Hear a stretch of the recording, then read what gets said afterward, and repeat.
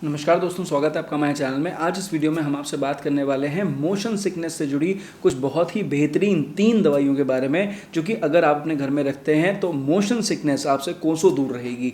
देखिए, motion sickness जिस भी मरीज को होती है ना, वो जितना परेशान होता है ये सिर्फ उसकी फैमिली जानती है या वो पेशेंट खुद जानता है। तो इसीलिए ये वीडियो बहुत इंपॉर्टेंट है, शॉर्ट वीडियो है। आपसे रिक्वेस्ट रहेगी वीडियो को पूरा देखिएगा और जनहित में लोगों तक शेयर ज़रूर कीजिएगा। वीडियो समझ में आए तो मुझे एक थम्स अप देना मत भूलिएगा।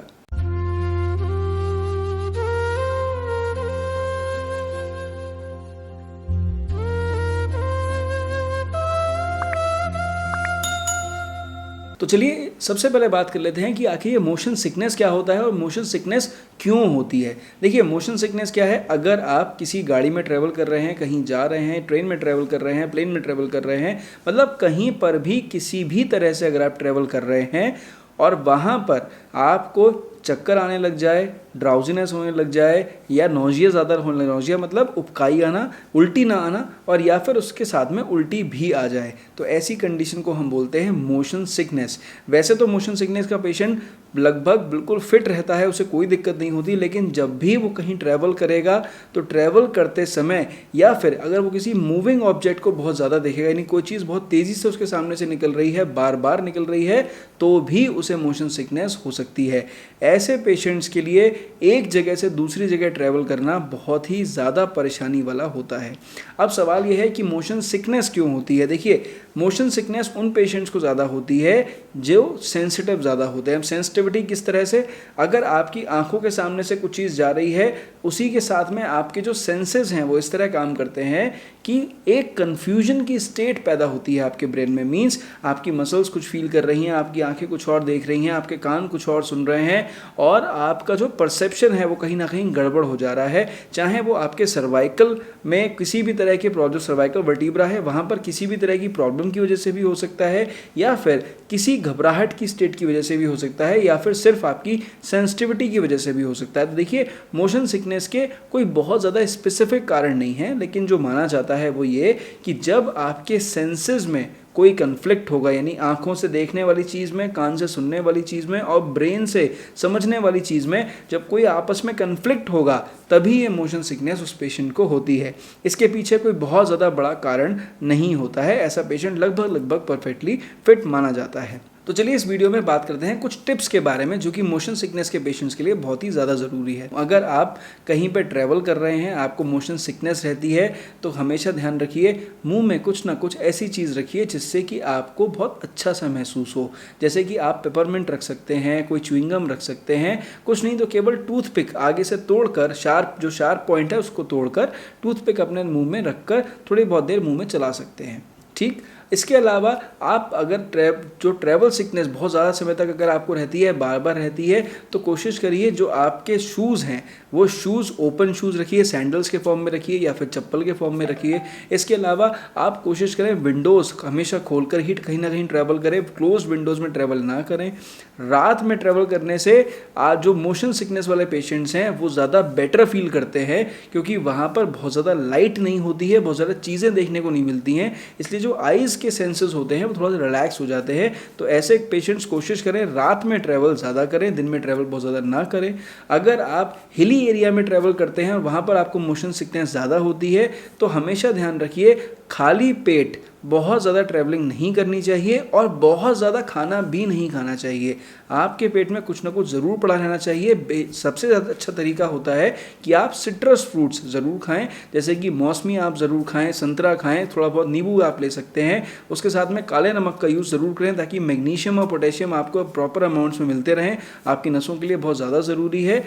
रीडिंग करने से बचें या फ़ोन चलाने से बचें। इससे बेहतर है कि आप अपने कान में ईयरफोन्स लगाकर कुछ अच्छा म्यूज़िक एंजॉय कर सकते हैं आप पीछे। और दूसरा, हमेशा ध्यान रखिए आपकी गर्दन का एंगल आगे की तरफ को झुका हुआ नहीं होना चाहिए, पीछे की तरफ होना चाहिए, और जो आपका सिटिंग एंगल है वो लगभग 90 डिग्री से ज़्यादा होना चाहिए। अगर आप इन टिप्स का ध्यान रखेंगे तो भी आपको मोशन सिकनेस बहुत ज़्यादा नहीं होगी। तो अब हम बात करते हैं इस वीडियो के अंदर कुछ बहुत ही इंपॉर्टेंट और बहुत ही ज़्यादा ज़रूरी इफेक्टिव दवाइयों के बारे में। तो वो 3 दवाइयाँ जो बहुत इफेक्टिव हैं वो हैं, नंबर 1 इज़ कॉकस कैक्टाई। देखिए, कॉकस कैक्टाई एक इतनी इंपॉर्टेंट मेडिसिन है अगर आपको कुछ भी प्रॉब्लम है in relationship to your brain, to your senses और टू योर सर्वाइकल, वहाँ पर कॉकस कैक्टाई का बहुत इंपॉर्टेंट रोल है। यहाँ पर पेशेंट को मूविंग ऑब्जेक्ट से भी परेशानी होती है, खुद भी चलते हैं तो भी परेशानी होती है, हमेशा बार बार उबकाई जैसी फीलिंग आती है और कभी कभी वॉमिटिंग भी हो जाती है, चक्कर जैसे आते हैं, थकान कमजोरी महसूस होती है,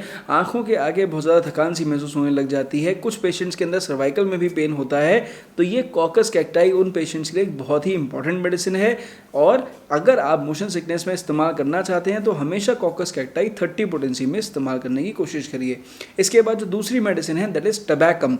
टबैकम उस पेशेंट की दवा है जिसे भयंकर उल्टियाँ होती हैं या फिर उसे भयंकर उबकाई आती है, यानी हर समय उबकाई आती रहेगी, हर समय उल्टी आती रहेगी। जो भी उस पेशेंट के साथ ट्रैवल कर रहा है वो हमेशा परेशान रहेगा कि ऐसा लगता है अब तो ये बचेंगी नहीं, इन्हें इतनी उल्टियाँ होती हैं कि ये अब घबरा गई हैं, ये ट्रैवल करना ही नहीं चाहती। ऐसे पेशेंट की दवा है टबैकम, बिकॉज वहाँ पर डेथली वोमिटिंग या डेथली नोजिया होता है, हर समय सर घूमता रहेगा, हर समय अजीब सा लगता रहेगा और कोई भी चीज़ की स्मेल, स्पेशली अगर कोई स्मोकिंग कर रहा है किसी बस में या ट्रेन में, तो वो तो बिल्कुल बर्दाश्त नहीं होती पेशेंट को। तो ऐसा जो पेशेंट है टबैकम का पेशेंट, उसको अगर आप टबैकम टाइमली, ऐसे पेशेंट के सिम्टम्स पर अगर आप टबैकम टाइमली दे देते हैं तो वो उसको बहुत अच्छा इंप्रूवमेंट आता है। टबैकम को भी आप हमेशा 30 पोटेंसी में इस्तेमाल करने की कोशिश किया करिए। तीसरी बहुत ही इंपॉर्टेंट मेडिसिन जो यहाँ पर है दैट इज पेट्रोलियम। अब अगर किसी पेशेंट को बहुत ज़्यादा गैस्ट्राइटिस हो जाती है, गैस बन जाती है और खाना खाने के बाद गैस बन जाती है और ट्रैवल करते समय वही उबकाई आना, उल्टी आना, चक्कर आना, घबराहट होना, ये सारे सिम्टम्स आते हैं, साथ में उस पेशेंट को अगर स्किन की दिक्कत रहती है, स्किन ड्राई बहुत रहती है, क्रैक्ड बहुत रहती है, हमेशा खुजली जैसी रहती है, तो उस पेशेंट की दवा है पेट्रोलियम। पेट्रोलियम भी कोशिश करिए जो मोशन सिकनेस है उसके लिए 30 पोटेंसी में इस्तेमाल करें। तो ये जो 3 मैंने दवाइयाँ बताई आपको इस वीडियो में, तीनों बेस्ट मेडिसिन हैं मोशन सिकनेस के लिए और हर एक का अपना स्टेट है, हर एक की अपनी इंटेंसिटी है। बहुत ज़्यादा दिक्कत हो रही है तो आप टबैकम इस्तेमाल करेंगे, अगर आपको गैस बहुत ज़्यादा बनती है, स्किन ड्राई रहती है और फिर आपको ये सब दिक्कतें होती हैं, पेट्रोलियम यूज़ करेंगे। और अगर आपको आदत में हो गया है कि ट्रैवल सिकनेस के समय में उबकाई उल्टी आनी ही आनी है, हर बार दिक्कत होती है और बहुत ज़्यादा नहीं होती लेकिन हाँ परेशानी ज़रूर रहती है, ट्रबलसम ट्रैवलिंग रहती है, तो the medicine is caucus cacti.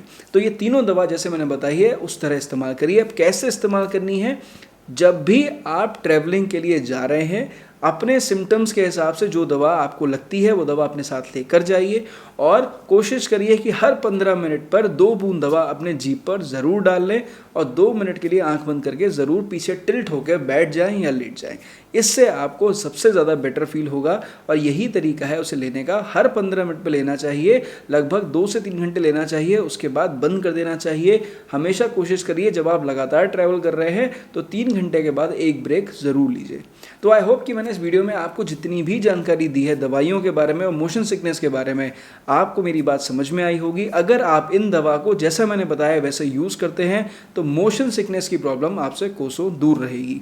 I hope मेरी बताई हुई बातों को आपको समझ में आई होगी। तो मुझे एक थम्स अप देना ना भूलें, वीडियो को जनहित में लोगों तक ज़रूर शेयर करें। मेरी तरफ से नमस्कार, थैंक यू।